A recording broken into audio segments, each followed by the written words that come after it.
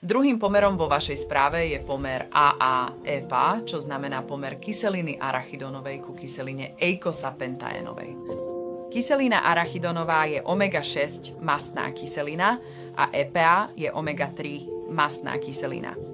Tieto mastné kyseliny sú veľmi dôležité v metabolizme, pretože z oboch sa môžu tvoriť eikosanoidy a prostaglandíny, čo sú molekuly, ktoré majú v tele veľmi silný účinok a spôsobujú rôzne zmeny.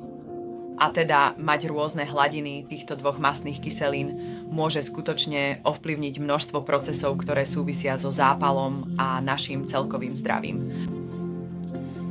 Pri pomeroch je dôležité si uvedomiť, že teraz máte dve rôzne hodnoty, ktoré sa môžu meniť a spôsobovať, že váš pomer bude v určitom rozmedzi, či už vyššom alebo nižšom.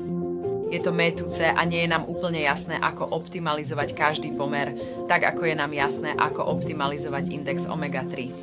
A preto väčšine ľudí odporúčame, aby optimalizovali omega-3 stranu svojej rovnice, čo nevyhnutne znamená aj optimalizáciu ich omega-3 indexu a dosiahnutie rozmedzia 8 až 12 a až potom sa pozreli na svoje pomery po tom, čo optimalizovali túto stranu pomeru.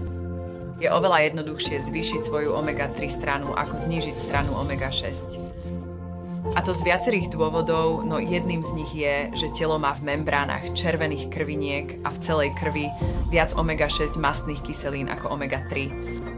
A niektoré z týchto vecí môžeme ovplyvniť stravou, no niektoré nie. Preto môžeme vidieť oveľa výraznejšiu zmenu na strane omega-3 a zaznamenať množstvo benefitov, ktoré chcete, ak sa zameriate práve na túto stranu rovnice.